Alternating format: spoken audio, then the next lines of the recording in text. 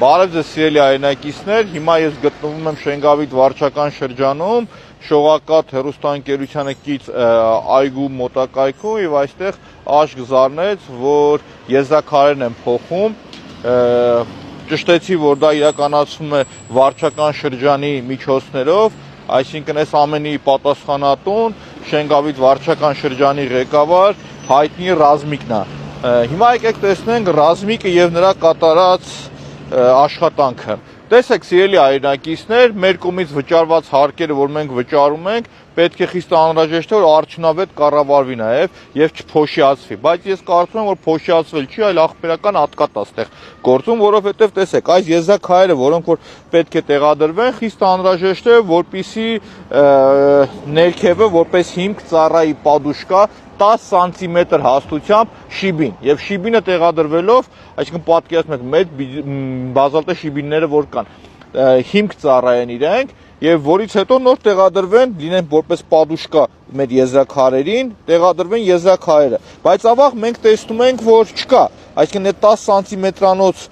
որպես այսպես պադուշկեկը չկա, այլ մի փոքր այս մանր կռոշկեկը բերել լսել են, տեսեք, այս խուժան կռոշկեկը բերել լսել են եւ 10 սանտիմետր ակնհայտ է որ չկա։ Հիմա մենք այստեղն ենք, շարունակենք նաեւ այլ տեղերներ նայել։ Բացակայումա տեղեր կա, որ նույնիսկ հող է, սիրելի հայրենակիցներ, այս մարդիկ բերել տեղադրել են այս եզրաքարերը, որից հետո խիստ անհրաժեշտ է, որ 10 սանտիմետր լայնությամբ թափվի բետոնը, այսինքն բետոն լցվի եւ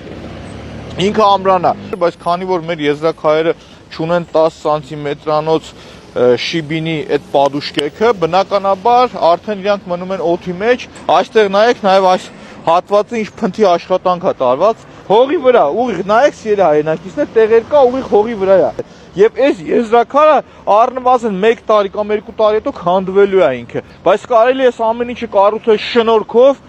մարդավարի, այն որ ասեն մարդու կատ կերածելն ու նորմալ կառուցեն այս ամբողջը, ասեն, որ ամեն տարի սա վրա փող դուրս չգրեն։ Ստեղ էլ նայեք, էլի այս նույն եզրաքարերի վիճակը նայեք, էլի հասկանում եք, ինքը արդեն ստեղ նայեք, ինքը պոտենցիալ ճակտված է։